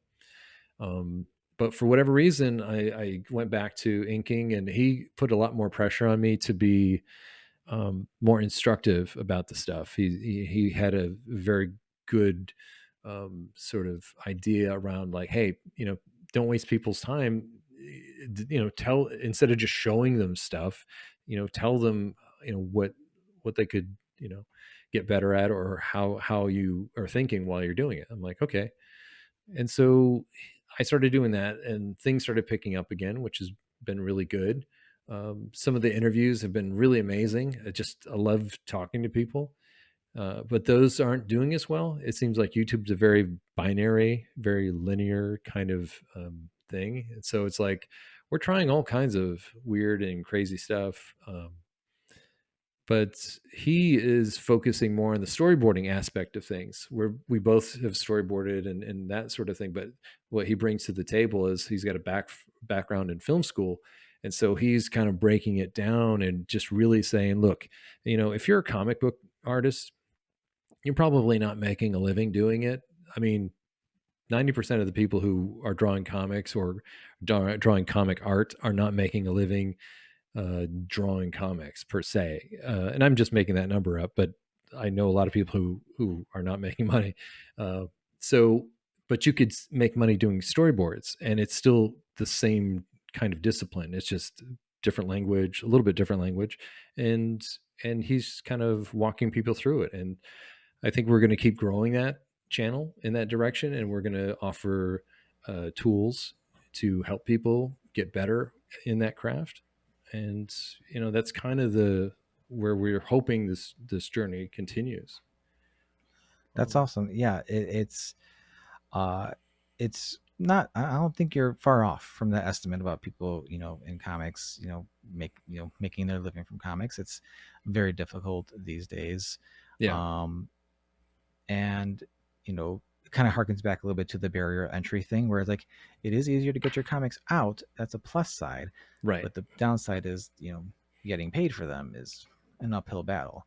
right, And while things like Kickstarter or whatever crowdfunding platform of your choice, people have become very accepting of or understanding of the fact, like, yeah, I kind of need to be paid for this thing as well. Because when Kickstarter first started, yeah, I do remember a lot of backlash people would get when they would mention, like, yeah, this is going to be my pay cut for this, and I'm like, why are you getting paid for this? This is this is for the right, book only, isn't it, or whatever.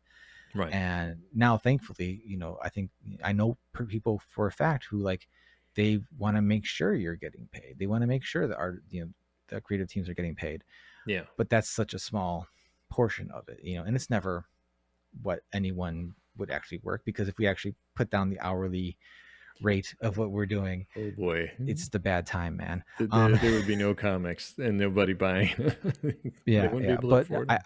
I, I think, people, experienced, talented people like you, putting out stuff like Beyond the Process, and digging into these things and kind of showing these, and it's kind of like, even if it's, you know something someone's not going to be doing or whatever, it's just such great information to have, and it's presented really well. And Well, thank I you. think it's a fantastic channel that people should go check out, because just lots of how to do this channels with, art and Right. stuff like that.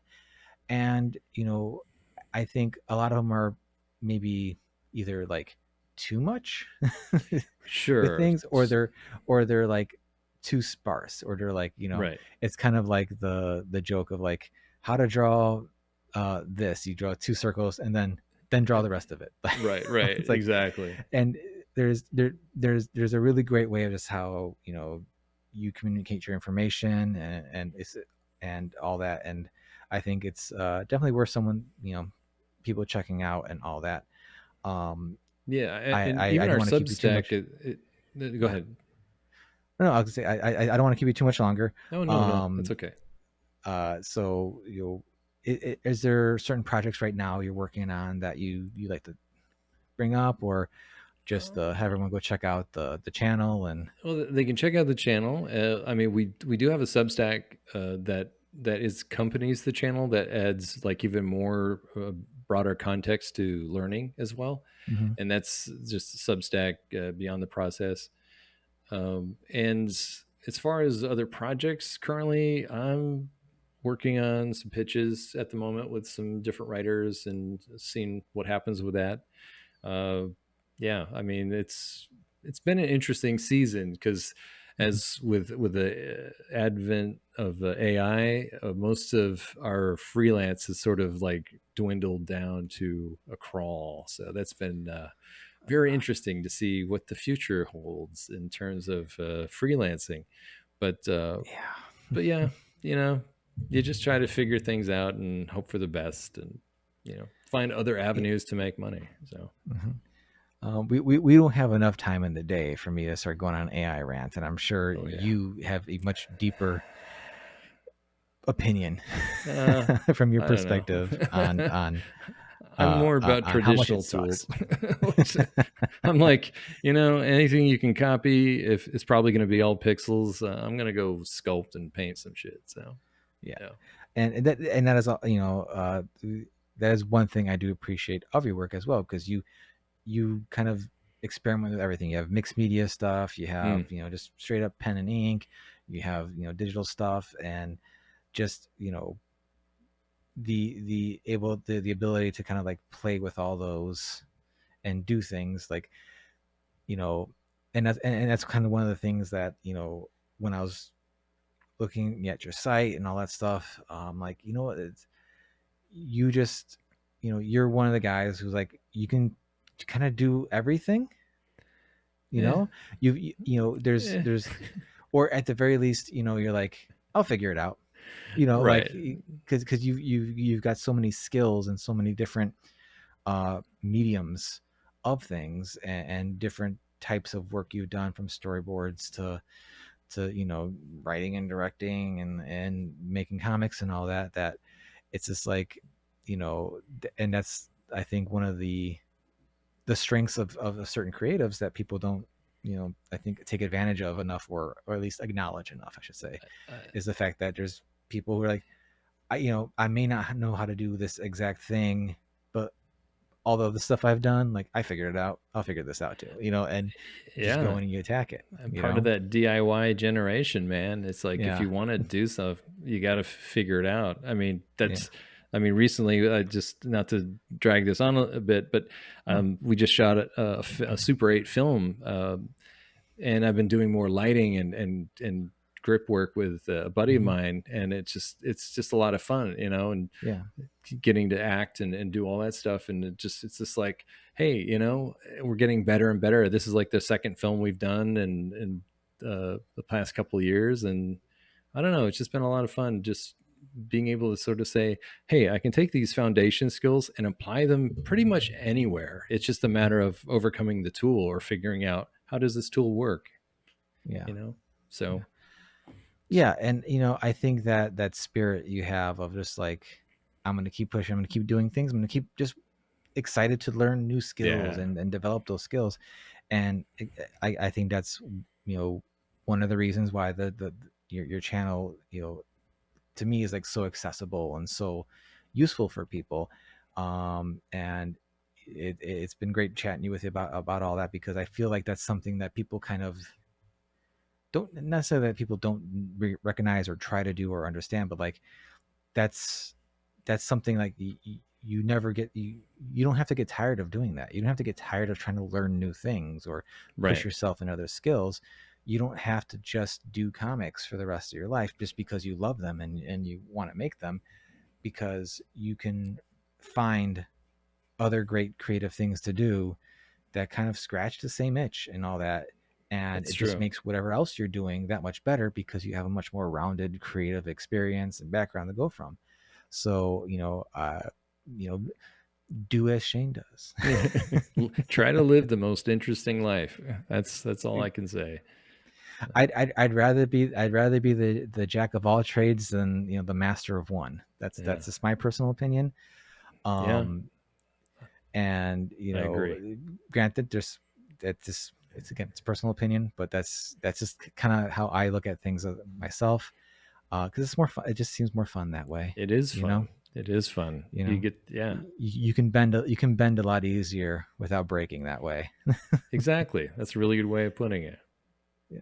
So, Shane, it's been a blast talking to you. I could probably talk to you for another hour or so, but um, It's all uh, good. my rambling may not uh, express that, but it's getting pretty late here, and I don't want to like further devolve my talking into like blah blah blah.